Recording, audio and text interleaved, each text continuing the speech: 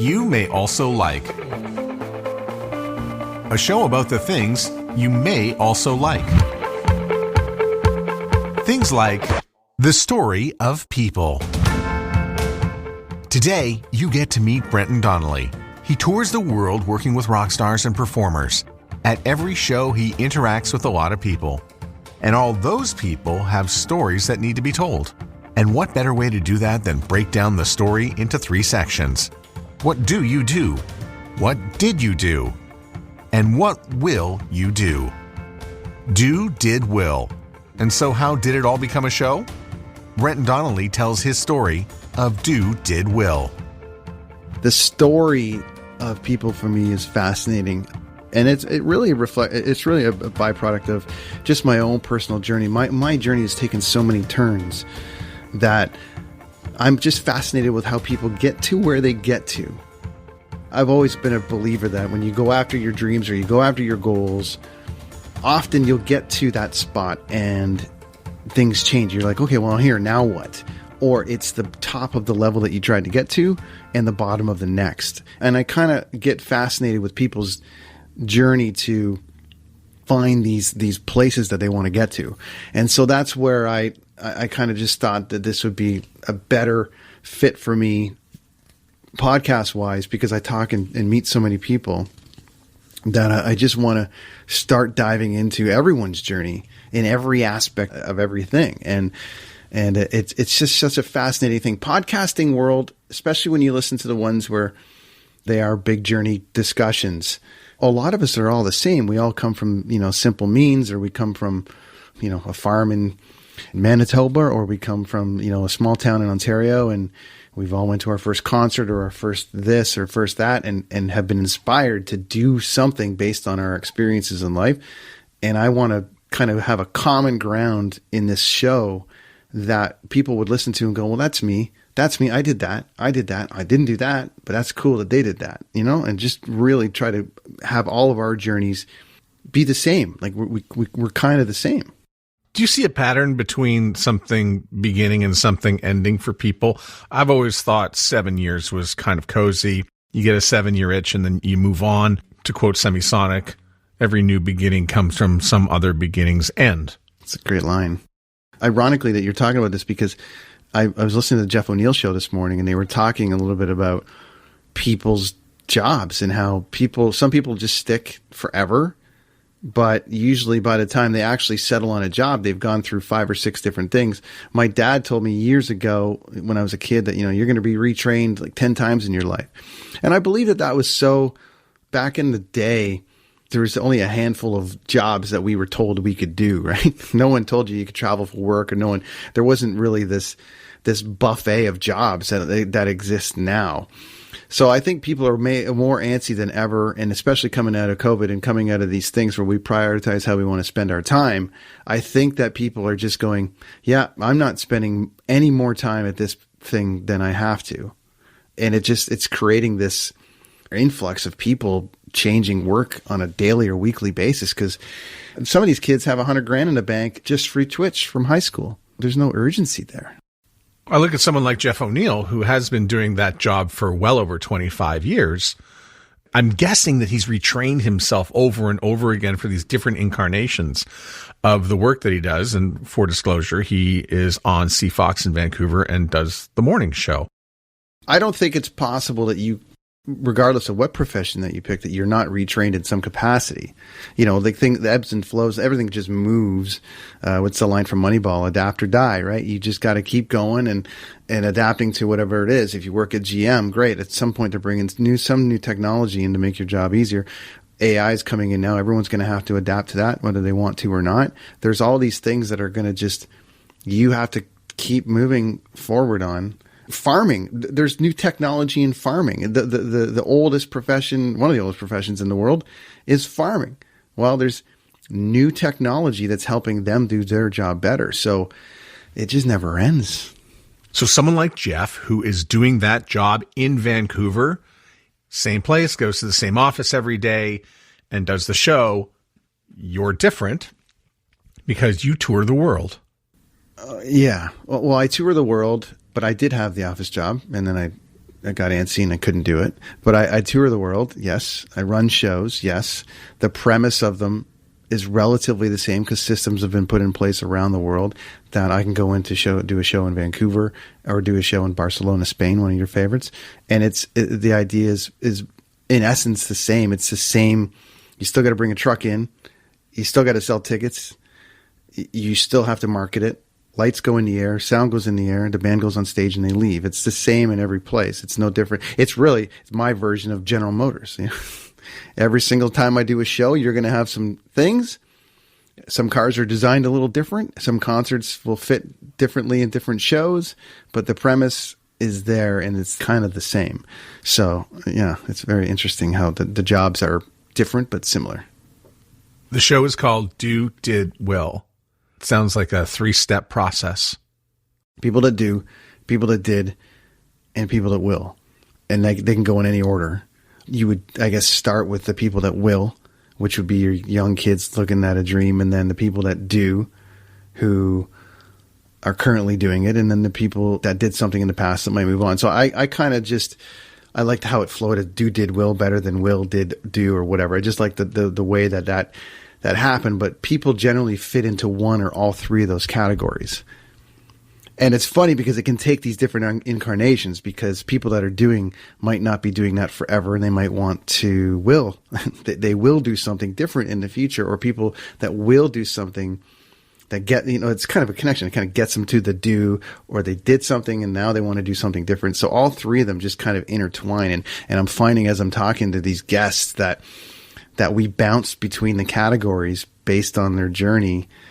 And they lead it there. They're like, okay, I want to go back to will for a second. So I will, or they go the other way and say, well, I did do this, but I really want to do that. And it's been a lot of fun to kind of watch the guest take it where they want to take it, Why did you want to do a podcast? You could have easily done a blog. You could have easily written books with chapters in it.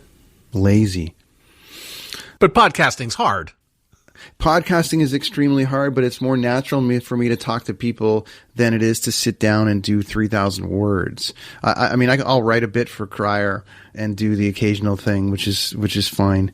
I quite enjoy writing, but I found that the best way for me to be the most productive, I'm surrounded by people, bring a microphone and talk to them. And that is like an easier scenario for me to still scratch that itch of creativity, but also feel like I'm being productive versus if I was put into I'm not really a writer. I've had to send my stuff. I sent my stuff to Abby or some of my other friends in journalism and go, did I write that properly? Or did I do that? And they'll come back with notes. So podcasting just seemed like the most natural fit for me. When you look at sobriety, and you mentioned this on an earlier episode of the former incarnation of the podcast, which is Brenton on Tour. You mentioned that you work and you're sober. So tell me about the do, did, will of that. Interesting. Okay, so I did drink a lot. And I wanted to do my job better, or do my job to the best of my ability. So that will allow me to do that. If I did that the best I could. But it wasn't even drinking a lot from the standpoint of putting myself into any kind of category. I just was in I was in it. It's a couple of drinks a night after the show. You got a couple of days coming up off. And I'm in Ireland. It's like, and my friends at Jameson and have invited me and all the band and team out. It's like, there's a good chance that's going to be a 4-hour, 5-hour day, and it's going to go where it's going to go. Mostly though, the life of this world doesn't lend itself to being unproductive. When you're younger, you're obviously have, whatever, you'll just party all day with your friends and you'll get up and you'll figure it out and you'll do. But in this thing, if I missed the lobby call to take me to the show, or if I missed what we call chalk, which is being at the venue at 6 a.m. to make sure that the rigging is being marked properly so we can properly hang the show. I'm not a rigger. I'm not a production manager, but I am there in that process of like, hey, Brent, we actually have discovered that this is happening. It has to chalk a little different, or it has to be hung just a little bit differently, which is going to open up these sides, or it's going to close these sides, and we're going to have to relocate these people. That happens at 6 a.m. and 7 a.m. So as the responsibility level for this job was coming and the bigger tours were happening and I'm doing, stadiums and I'm doing all these things, those mistakes can cost thousands of dollars. And you really only get a chance to make that mistake once, because then there's a lot more people involved in the back end of that go, why did we leave $10,000 in tickets on the table? Well, when we were hanging the show, Brent wasn't there and we couldn't make a decision. So we just went ahead and did it. And that section's empty now. Like, it's just, I don't want to go that extreme, but it can be that simple. And I just found myself saying, as this level is coming, this is the only job I've ever wanted to do my whole life. I just need to see if I can do this job without having some drinks afterwards to mellow out. And, it's 4.5 years now. So it's working. So I just learned that when concert promoters call a radio station to say that they have another 1,000 tickets available, that's the reason why, because it was chalked well. The listeners used to think it was all made up. I mean, I'll give you a little bit of the world. I mean, I always encourage people, always check on show day, because you just, artists, especially in like Lincoln, Nebraska, in New York and LA and Toronto and Miami, there's a really good chance that the artist, an established artist, has 100 friends in town. So they're not going to relinquish their tickets.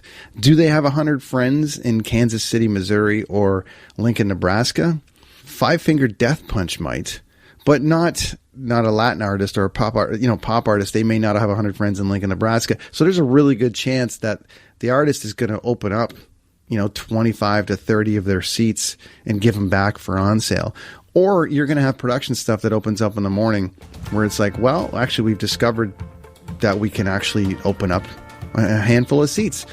That's just day-to-day stuff. And that's just me giving you, as the buyer, advice and just saying, hey, on show day, try to snag some tickets. Because generally on show day, you're going to get an opportunity to buy some.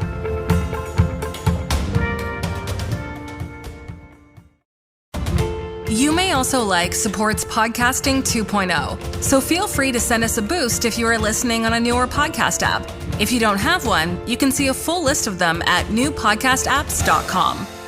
When you're out on the road, is that the best recruiting for the people who are going to come on your show? They'll share a story with you, and then you'll think, wow, that story resonated with me. I'm going to bring them on the show.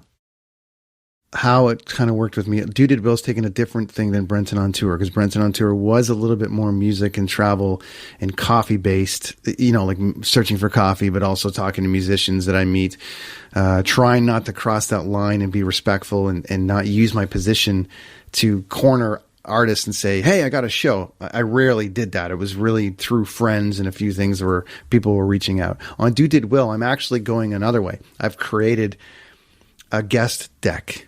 I've created info about the show, kind of more traditional marketing, and I've done cold emails for people, and I would say of the 15 guests I've had, I would say 5 of them I have no idea who they are, and had just randomly reached out to see if they'd be interested in coming on, and they did.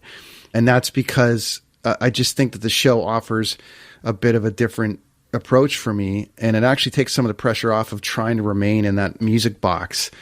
I do meet a shit ton of people on tour, but it's more profession based. I know what the people do in my profession for the most part. So not that I don't want to talk to them anymore, but I want to learn about the person that has this art gallery in France that moved there from Oklahoma, and it also has a coffee shop, and it's like used for, some big thing that's happening in Paris. Like, that's also some of the people that I kind of meet, or restaurateurs or people. And I'm like, well, let's talk about you. Let's talk about that journey, because I want to take people and put them outside of their box. It's great. Live where you want to live. Work at General Motors. Do whatever you need to do to provide for your family and all the rest of it. But maybe listening to the show, you'll be like, I never thought I could even do something like that. That person from Oklahoma is the thriving pizza shop in the middle of Paris. How the hell did that happen? That's kind of the approach I'm taking to guests now. The death of Taylor Hawkins, and I know you had a relationship at some point with the Foo Fighters. Maybe you toured with them. Maybe you tore down. Maybe you did some time with them, and then he passes. Tell me a little bit about that when you hear that news. Somebody in passing that you've worked with who's gone on. I touched on this on an episode about him specifically. I think it was on Brenton on Tour, actually. I don't think I had gone to Do Did Will yet, but when something like that happens, people make it about themselves. So I'm very conscious of, like, you know, you get the pictures like, oh, this is me and this person 32 years ago. And you haven't talked to them since, but now it makes it about you. So for me, I had to be very careful about telling that story. But I did have a moment with him specifically in Germany, in a hotel lobby, and we bonded over the rock band Heart. I was wearing a Heart shirt. He named me Heart Shirt Guy, invited me out to the Vancouver show, and to make sure I mentioned that Heart Shirt Guy was there because it was easier to remember than my name. I get a little bit of an in because I'm in the concert world, and we can talk a little bit about that, and we have some things in common. We had a couple mutual friends. So there was just a moment that I had where he put me in a box for 45 minutes. Removing that from the equation, anything like that is tragic regardless. You know, any early passing in a situation like that. And first and foremost, it was just like, what? And then it really just hits you that our generation as a music fan have lost. I don't want to say Lennon, or I don't want to say, you know, anybody in that kind of realm, because I don't like comparing people, but our generation of music fans and rock stars are limited. So to lose a massive rock star like that is just a hit to us as music fans, first and foremost. And it was just tragic.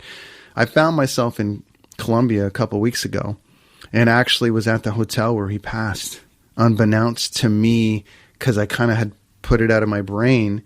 But I was getting coffee around the corner at one of my favorite coffee shops, and realized that I was in the lobby of the hotel where he passed. And that was a little heavy, because you know that's kind of where everyone was waiting for him to come down to go to the gig. So it was tough, man. He was one of my favorite drummers. I think he's a super talented dude. So it was just a tragic scenario.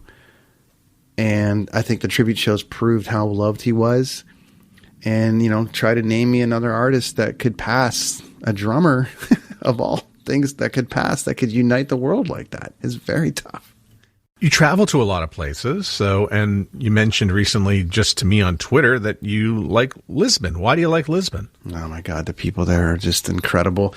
Well, number one, it's one of the most beautiful cities in the world. I saw your post about them not allowing cars driving, you know, through the main part, which is great because it's such a historic part.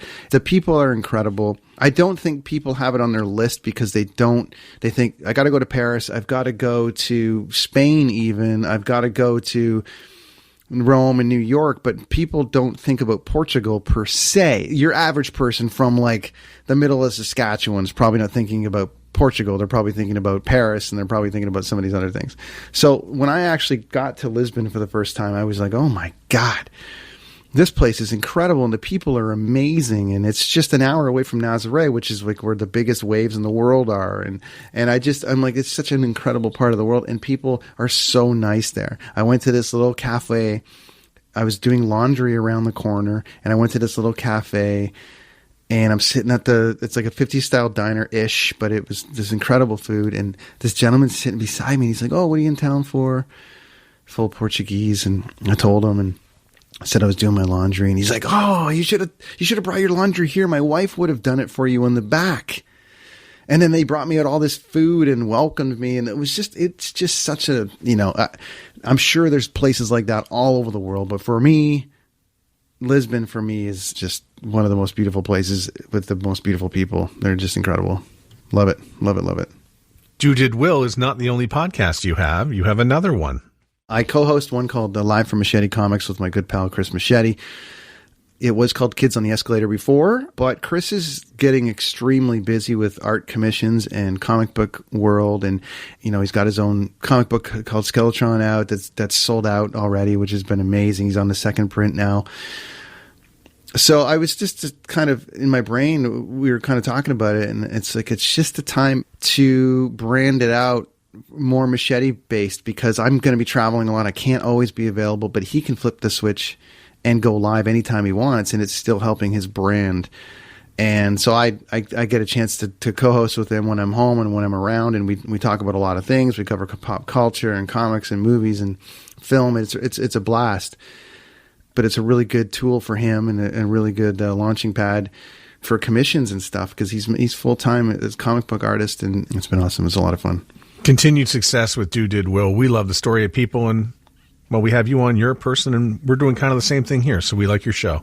I mean, it's been a journey, because I wasn't sure how I was going to structure the show or how I was going to flow through it, because the premise of Do Did Will lived in Brenton on Tour. I still kind of asked the same questions, and I still asked a lot of the same things to get the same kind of answers, but it's definitely allowed me to branch out, and those, I've just had some amazing people on the show that have had, that timely, like Jody Vance a couple weeks ago, that was incredible. And she's changing, she's going to really be on the ground floor of changing online hate in Canada and hopefully abroad. And just the timing of her winning that lawsuit and getting contacted by the Attorney General to come in and sit down and help change the laws, that happened on the same day that we did the show, where she actually broke the news on the show. And it was just, that story wouldn't have existed on Brenton on Tour. It allowed me to kind of branch out and have these stories. Getting a chance to talk to Army Chris and talk about Afghanistan and being over there. Like, I wouldn't have those chats. And I love, listening to your show, and you've focused on the world of media and radio, and it's great because you can dive in, and I've learned a shit ton from listening to your shows. And then I listened to Dean and his topical thing, and just watching everybody carve out their way. And even though I thought Brenton on Tour was focused for where I was at, I realized even now through Do Did Will that that this is where it needed to go for me. So I appreciate the support. So thank you for that. It's great. It was a lot of fun. Thanks a lot for being on the show. Appreciate it. Thanks for having me, man. And I love your love for Spain. I love it as well. It's great. You seem to be there a lot, so it's great. Yeah, well, Portugal, I got to try that next. My thanks to Brenton for joining me on the show. Do Did Will, the Story of People podcast, can be heard on all the usual podcast apps. If you'd like to partner with Brenton, reach out to him. I've left the links in the show notes. This episode was produced by Evan Serminski and Aidan Glassy and built for your ears by everyone at the Sound Off Media Company.